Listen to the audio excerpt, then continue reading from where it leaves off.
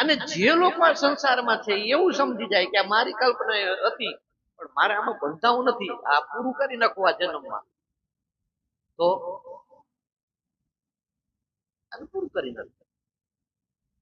સાહેબ, સંસારમાં હોવા છતાંય સંસાર એને બાંધતો નથી. એને ક્યાં જંગલમાં જવા? બાકી આ બધું છોડીને કોઈ નીકળી ગયા હોય તો માની નહીં લેવાનું કે સંસારથી મુક્ત થઈ ગયા છે. અંદરથી ખાલી થઈ ગયા. આમ અંદર નજર કરે તો એને કઈ મને નો દેખાય ને અંદર કઈ ઝાડે નો દેખાય, કઈ દેખાય જ નહીં. અંદર હોય તો દેખાય ને. સાવ આમ રહિત થઈ ગયા, કલ્પના રહિત થઈ ગયા.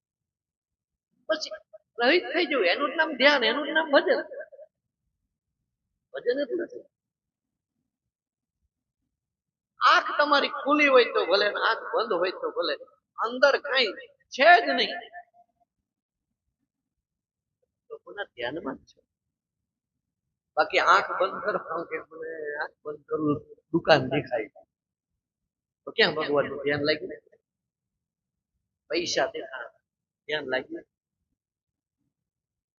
જ્યાં આપણી આસક્તિ હોય દેખાય જ, ધ્યાન નથી. પણ ખુલ્લી આંખે બેઠા હોય કઈ ન દેખાય તમારી સામે બધું હોવા છતાંય. બહારની વાત હું નથી કરું, અંદરથી કઈ આંખ ભલે ખુલ્લી હોય, આંખ ભલે આ દિવાલ જોતી હોય, આંખ ભલે આ બધું જોતી હોય, પણ અંદર જે છે એમાં કઈ સ્ફૂર્ણા જ ન ઉત્પન્ન થતી હોય તો તમે ધ્યાનમાં બેઠા છો. ખેતરમાં હોય તો ભલે, તમે દુકાનમાં હોય તો ભલે, તમે ઘરે હોય તો ભલે, સૂતા હોય તો ભલે, બેઠા હોય તો ભલે, જે કરતા હોય. આ કલ્પનાની જાડે આપણને આખું સ્વરૂપ ઢાંકી દીધું. મને શું કામ કર્યું? આ તમારે ઢાંકવાનું કામ કર્યું. મેં ઘણી વાર અહીંયા દ્રષ્ટાંત આપેલું છે કે તમે ક્યારેક વગડામાં જાઓ તો એક ઝાડની ઉપર પીળા રંગની વેલ થાય, એને અમારે લગભગ આ બાજુ પડે ને અંતરવેલ કહેતા છે. આપણે તો કોઈ ખેતરોમાં જતા નથી, પણ ખેતરોમાં જઈને પૂછજો, એ ઝાડ ઉપર હે ને અંતરવેલ પાતળી પાતળી હોય પીળા રંગ. પછી આમાં રોજ થોડું થોડું એનું રૂપ વધતું જાય વર્ષે બે વર્ષે તમે જુઓ ને એટલી બધી વીટલાઈ જેવી ને પછી ઉપરથી નીચે આવે આખું વૃક્ષ ઢાંકી દે.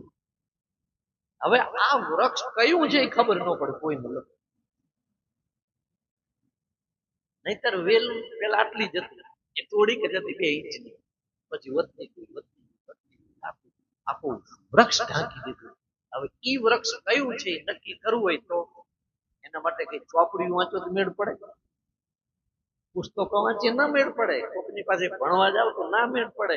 એ કાંઈ નહીં, વૃક્ષને જોવું હોય એવું છે એવું, એટલે જે વેલ છે ને એને કાઢી નાખે, એ નીકળી ગઈ. જેવું હતું એવું સ્વરૂપ વૃક્ષનું દેખાડું.